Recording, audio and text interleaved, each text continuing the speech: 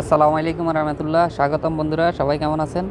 বন্ধুরা, আজকেও প্রতিদিনের মতো আরও একটি নতুন ঘরোয়া টিপস আপনাদের মাঝে শেয়ার করব। সেটি হচ্ছে, যারা স্ত্রীর সাথে প্রতিদিন রাত্রে অন্তত 20 থেকে 30 মিনিট একটানা সহবাস করতে চান, যাদের লিঙ্গ স্ত্রীর যৌনিতে ঢুকতেই বীর্য বের হয়ে যায়, 2 থেকে 3টি ধাক্কা যখন স্ত্রীকে যৌনিতে দিয়ে থাকার সাথে সাথেই স্ত্রী আপনার বীর্যপাত হয়ে যায়, তাহলে আপনার করণীয় কি? আপনি পরের দিন কি করেন? বাজার থেকে ট্যাবলেট কিনে এনে খেলেন। খাওয়ার পরে আপনার সামান্য পরিমাণ উত্তেজনা বেড়েছে। আগে যদি আপনার 5 মিনিট আপনার স্ত্রীকে করতেন, তারপরে এখন হয়তো 10 থেকে 15 মিনিটের ভিতরে আপনার বীর্যপাত হয়ে গেছে, বা 2 থেকে 3 বার করলেন। করার পরে আপনার শরীরে কোনো ধরনের শক্তি আর নেই, আপনি তো ওষুধের সাহায্যে আপনার স্ত্রীকে করলেন, তো আপনার শরীরের ভিতরে এমন কোনো কিছু নেই যে আপনি সুস্থ বা স্বাভাবিক থাকবেন। তো সেই জন্য আপনাদের জন্য গুরুত্বপূর্ণ এবং কার্যকরী টিপস একটা শেয়ার করব। এটি যদি আপনি আমার দেখানোর মতো করতে পারেন, প্রতিদিন রাতে ঘুমানোর আগে যদি আপনি এই দুটি মাত্র জিনিস খেতে পারেন নিয়মিত খাবারের পর, আপনি যদি বিবাহিত হয়ে থাকেন বা অবিবাহিত হয়ে থাকলেও ইনশাল্লাহ আপনি সামান্য পরিমাণ খেয়ে আপনার শারীরিকভাবে প্রতিটি জিনিস আপনার এখানে কার্যকরী, প্রতিটা জিনিসই আল্লাহদানীয়। এখানে আমার বানানো তৈরি করা কোনো কিছুই নেই, সব কিছু আল্লাহদানীয় জিনিস। তো বন্ধুরা, আশা করি ভিডিওটি শেষ পর্যন্ত দেখবেন এবং আমার দেখানোর মতো এই দুটি জিনিস আপনি নিজে ঘরে বসে যদি করতে পারেন, তাহলে আপনার কোনো ধরনের আর বাজার থেকে ওষুধ কিনে এনে আপনার স্ত্রীকে সহবাসে তৃপ্তি দেওয়া লাগবে না। আপনি নিজেই শরীরে শক্তি গঠন করতে পারবেন এবং দুটোটা জিনিসই আপনার শরীরের প্রতিটি অঙ্গে প্রত্যঙ্গে আপনার কাজে আসবে, আমি কথা দিলাম। তো বন্ধুরা, প্রথমে আপনি কি করবেন? এই দুটি জিনিস সংগ্রহ করবেন।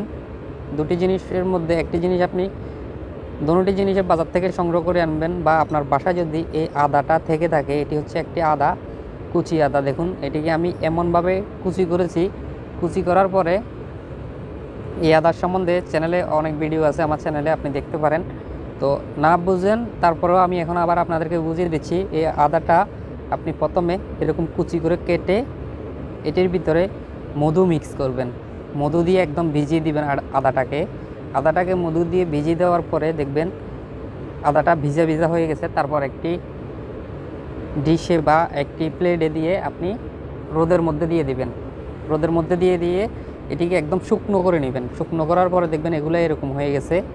এরকম হওয়ার পরে আপনি একটা বক্সে বা একটি ডিবাতে ওটাতে রেখে দিবেন। রেখে দিয়ে প্রতিদিন রাত্রে আপনি যখন খাবার দাবার খাবেন, এই গ্রিন কিশমিশটা আপনি বাজার থেকে সংগ্রহ করবেন। গ্রিন কালারের যে এই কিশমিশটা আছে, এটি আপনি বাজারে পাবেন, লালটা না, এই গ্রিনটা আপনি বাজার থেকে সংগ্রহ করবেন।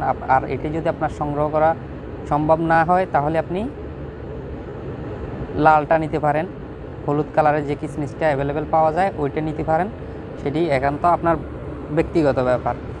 তারপর আপনি খাওয়া দাওয়ার পরে দেখুন এরকম পরিমাণ 1 মুঠো পরিমাণ কিশমিশ নিয়ে নেবেন। কিশমিশ নেওয়ার পরে আপনি যতটুকু খাবেন, যদি আপনার 2টা বা 3টা যদি একবার মুখে দেন, মুখে দেওয়ার পরে আপনি এখান থেকে সামান্য পরিমাণ 2 থেকে 3 টুকরা আদা এটির সাথে মিক্স করে, দেখুন আমি দেখিয়ে দিচ্ছি, এভাবে মিক্স করে আপনি মুখে ঢুকিয়ে দিয়ে চিপাতে থাকুন, চিপিয়ে খেয়ে ফেলুন।